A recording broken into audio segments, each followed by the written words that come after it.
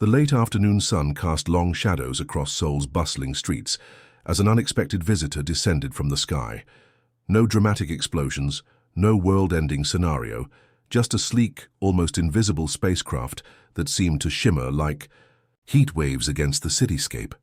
Hana adjusted her translation device, her silver-blue skin slightly changing hues with anticipation. She had studied human behavior for decades through distant transmissions, but nothing prepared her for the real experience of Earth.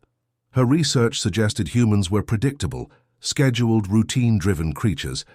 How wrong she would soon discover she was. Below her, Jay and his university friends were preparing something extraordinary.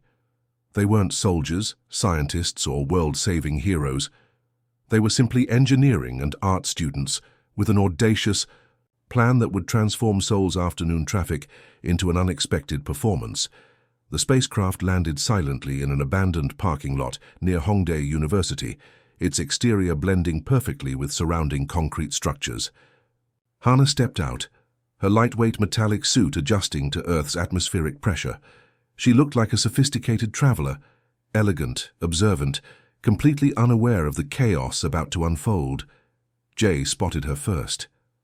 A tall, lean computer engineering student with wild, slightly messy hair and eyes that sparkled with constant mischief. He nudged Wu, his best friend, pointing towards the strange newcomer who seemed slightly out of place. "Hey, is that different?" Jay whispered. Wu squinted. "Definitely not your typical tourist." Their friend Yoon, holding multiple wireless controllers and a complex network of hidden speakers, grinned. "Perfect timing for our plan." Their mission was simple yet brilliantly complex: transform Seoul's afternoon traffic into a synchronized dance performance.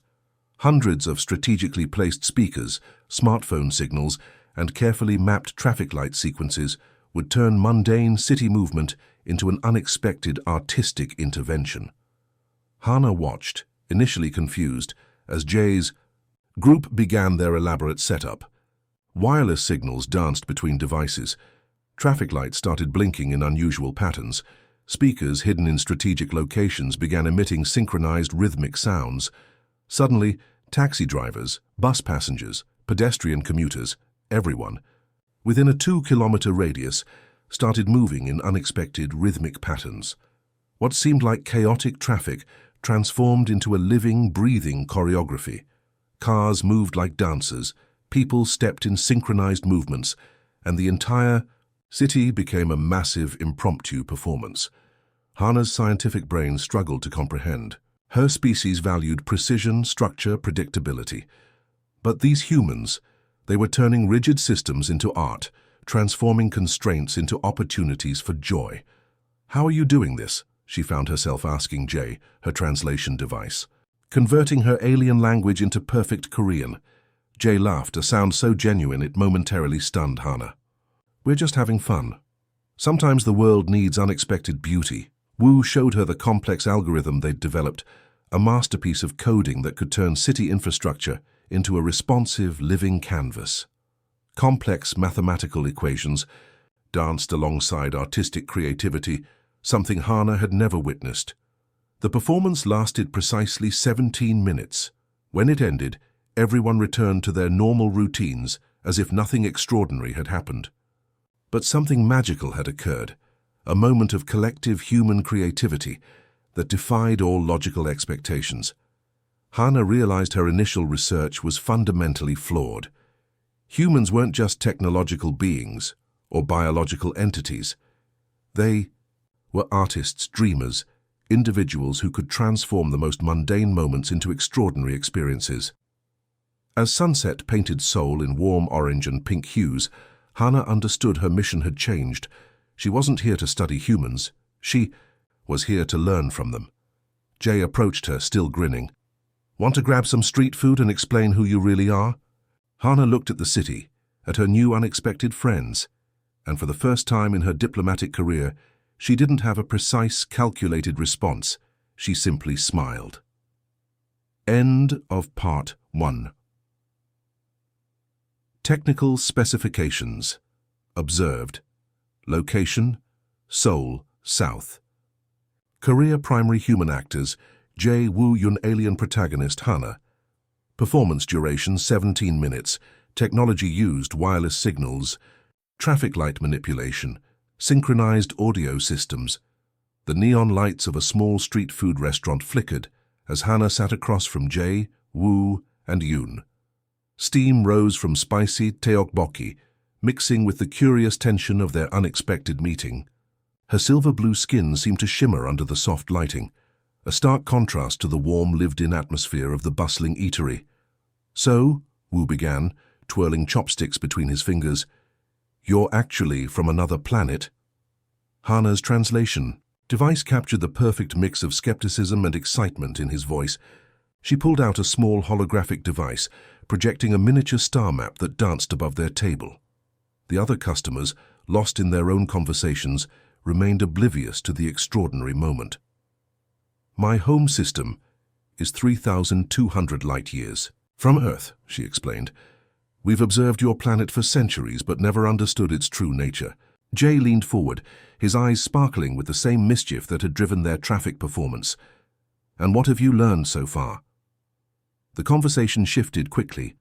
What started as a potential diplomatic encounter became something else entirely.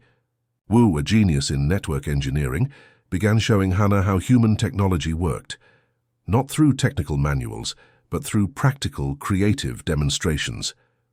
"Watch this," he said, pulling out multiple smartphones and a portable router. Within minutes, he had created a network that could simultaneously control traffic lights, digital billboards, and public sound systems. It wasn't just technology, it was a canvas of possibility. Yoon meanwhile explained the art of improvisation. She shared videos of street performances, comedy shows, and spontaneous urban interventions. Each example challenged Hana's understanding of structured communication. Humans didn't just communicate, they played, transformed, reimagined. Their spacecraft, hidden in a specially designed holographic camouflage near the university, became a collaborative workspace. Hana shared her advanced alien technology, while the humans brought their creative spirit. They began designing something unprecedented, a system that could turn urban infrastructure into a responsive, living art form. "Your people see systems as rigid," Jay explained, sketching complex algorithms on a digital tablet. "We see them as opportunities for creativity." A small robotic companion, Hana's research assistant, began analyzing their work. Its mechanical movements seemed almost comical compared to the humans' fluid, unpredictable interactions. Where the robot saw problems, the humans saw potential. Late into the night, they worked. Alien technology merged with human creativity. They discovered a universal language beyond words, a language of innovation, of transforming limitations into opportunities. Wu noticed Hana's translation device struggling with certain cultural nuances. "It's not just about words," he explained, "but about context, emotion, the space between meanings." To demonstrate, he showed her Korean memes, comedy sketches, urban legends. Each piece was a complex communication system that no traditional translation could capture. Humor, irony, collective understanding, these were uniquely human capabilities. The restaurant's owner, an older woman with kind eyes, brought them more food. She didn't question the strange gathering, just smiled and ensured they were well fed. Another uniquely human moment of unexpected kindness. As dawn approached, their collaborative project took shape.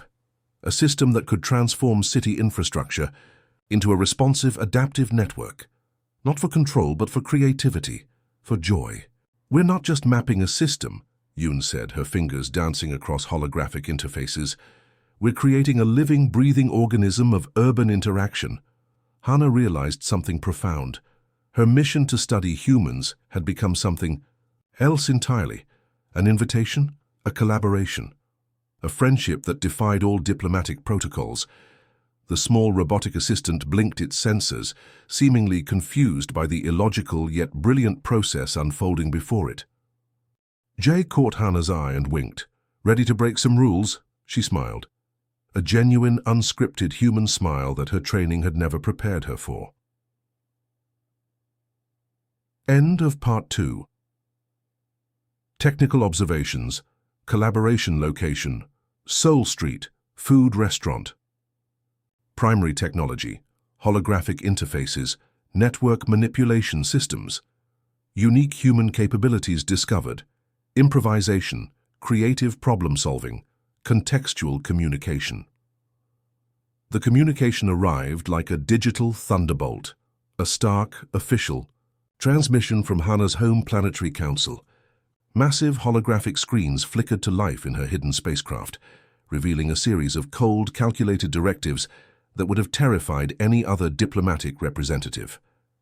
Classification Protocol 7 Gamma, the lead counselor announced, his crystalline form shifting with bureaucratic rigidity. Earth is to be assessed for immediate resource extraction and potential colonization. Hannah's human friends, Jay, Wu and Yun, gathered around, their faces a mixture of defiance and strategic thinking. The stakes were higher than anyone could imagine. An entire planet's fate hung in the balance, and traditional diplomatic channels would never work. "We need a plan," Wu muttered, his fingers already dancing across multiple holographic interfaces. Jay's eyes sparkled with an idea that was equal parts brilliant and completely insane. "Not just a plan. We're going to turn their bureaucracy against itself." The strategy began to take shape. Instead of a traditional defensive response, they would create a communication nightmare so complex that it would paralyze the alien bureaucratic system. Wu pulled out an intricate network of digital tools, algorithms designed to create bureaucratic chaos.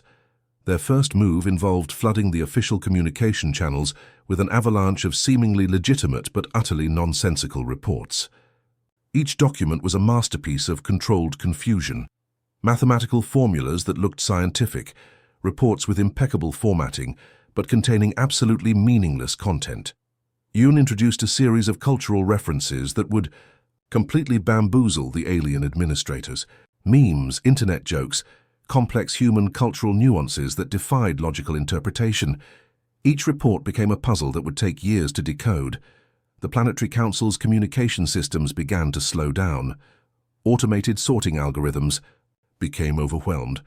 What should have been a straightforward classification process turned into a bureaucratic nightmare. "They value precision," Hannah explained, her skin changing colors with excitement. "So we'll give them so much precision that they'll be completely paralyzed." Wu created digital watermarks that would trigger additional review processes. Each time the Council tried to process a report, new layers of complexity would emerge. It was like a digital Russian nesting doll of bureaucratic confusion. Their spacecraft's advanced technology played a crucial role. Hannah used quantum communication techniques to make the reports appear simultaneously urgent and incomprehensible. Advanced translation algorithms inserted subtle linguistic quirks that would drive any bureaucratic system mad. The Planetary Council's emergency meetings became increasingly frustrated. What should have been a simple planetary assessment had turned into an incomprehensible maze of information. "How are they generating these reports?" one councillor shouted, holographic displays flickering with thousands of documents.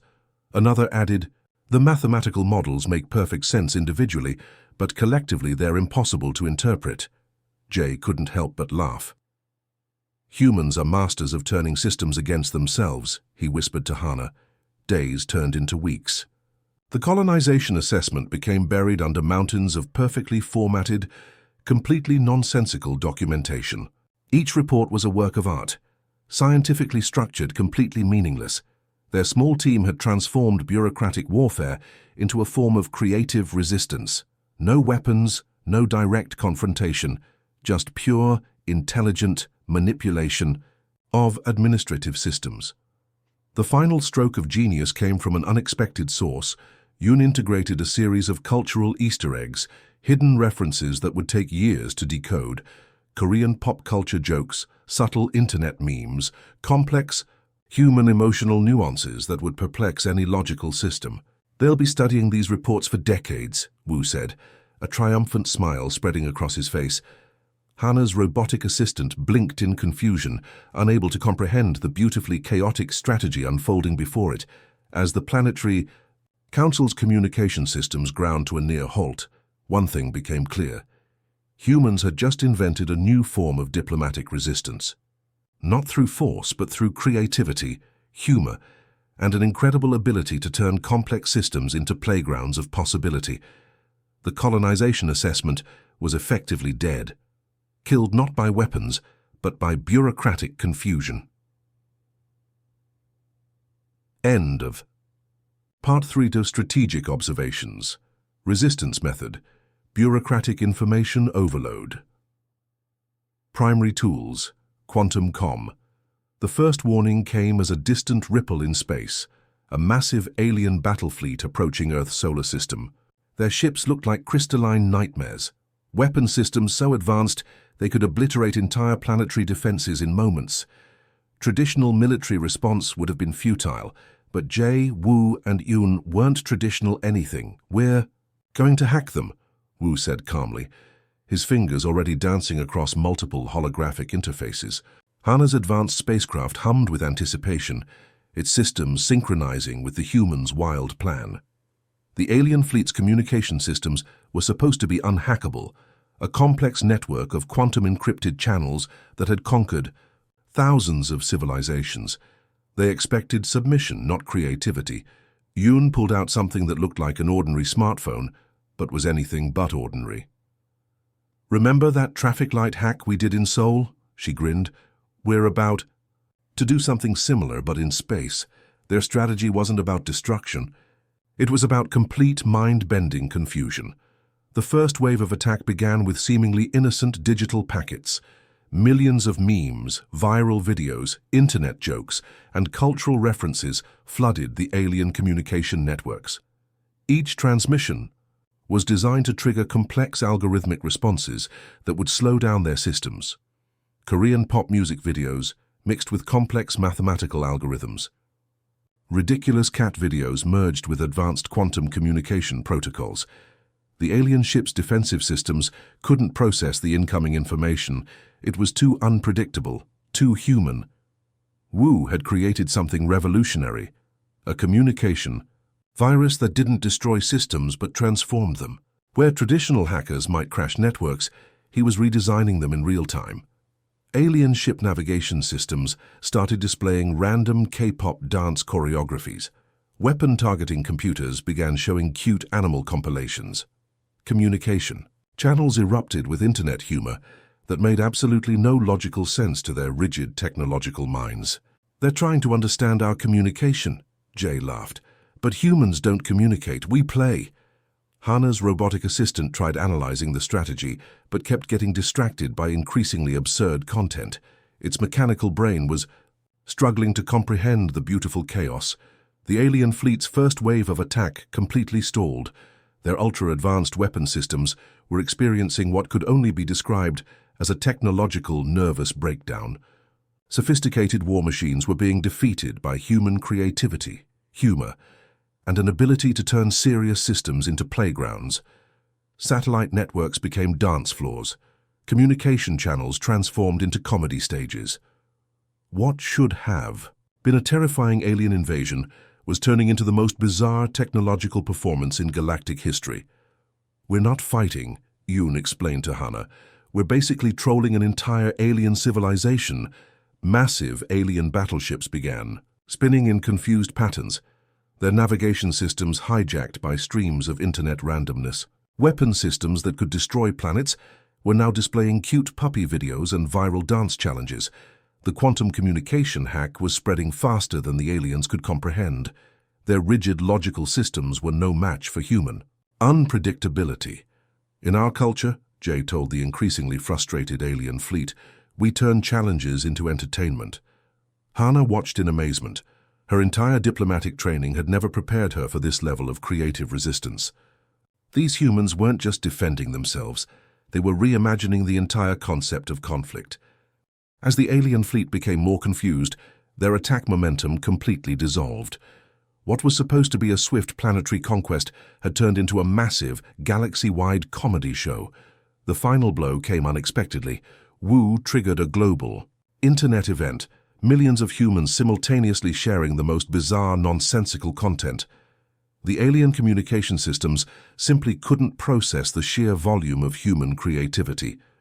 One by one, alien ships began retreating, Not because they were destroyed, but because they were completely overwhelmed.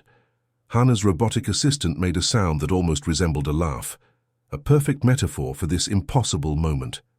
"We didn't fight," Yoon said quietly. "We just showed them how humans play." End of part 4. The aftermath of the alien fleet's retreat was unlike any diplomatic moment in galactic history. Hana stood before the crystalline council chambers of her home planet, her presentation ready, not as a traditional report, but as a living, breathing testament to human potential. Holographic screens flickered with memories, the traffic dance, in Seoul the bureaucratic resistance, the space communication hack. Each moment told a story far beyond simple data points. "Our entire understanding of intelligent civilization is wrong," Hana began, her silver-blue skin shifting with emotion. The council members, rigid geometric beings who had governed their civilization for millennia, listened in stunned silence. Her report wasn't just a document, it was a revolution packaged in human creativity. Jae, Woo and Yun had helped her prepare something extraordinary. Instead of a standard diplomatic presentation, they had created an interactive experience that would challenge everything the council believed about intelligence and potential. The first layer was a massive holographic recreation of their soul, street performance. Thousands of people moving in synchronized chaos, transforming urban infrastructure into a living, breathing artwork. The council watched, bewildered. "Humans don't see systems as constraints," Hana explained. "They see them as opportunities for transformation." Woo's algorithmic designs played across secondary screens, complex networks that demonstrated how human creativity could redesign entire communication systems. Mathematical models danced with artistic expressions, showing a level of adaptive intelligence the council had never considered possible. Yoon's contribution was even more radical.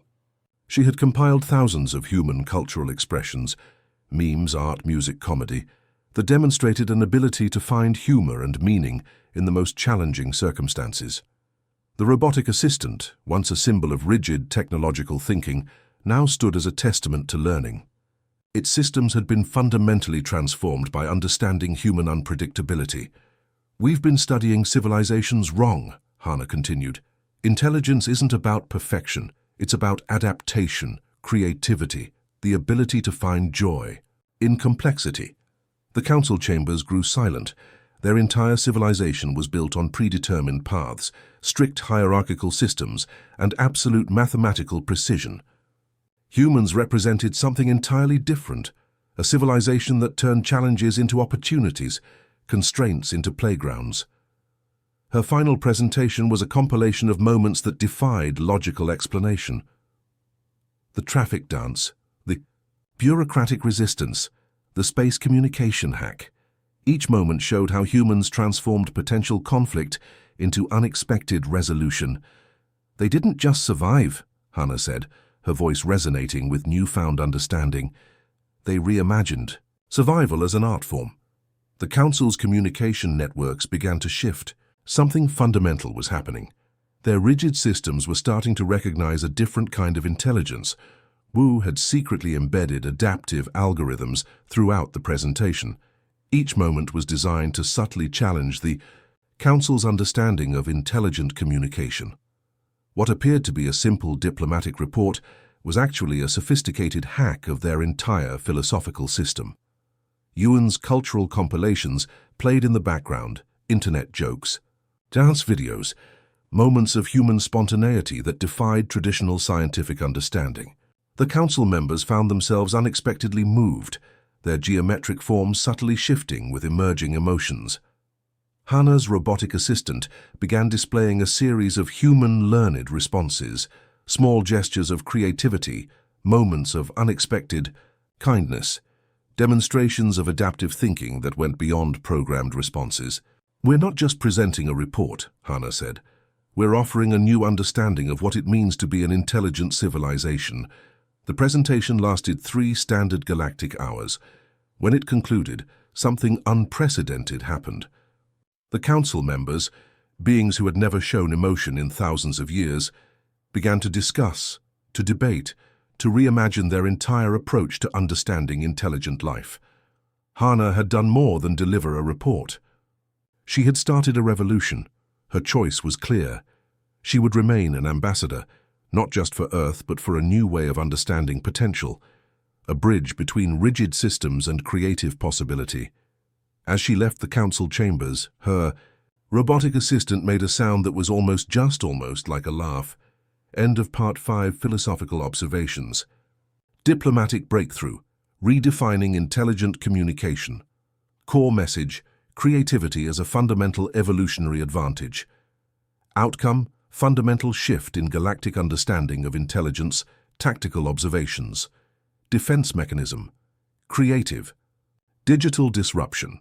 Primary weapons: internet humor, quantum communication manipulation.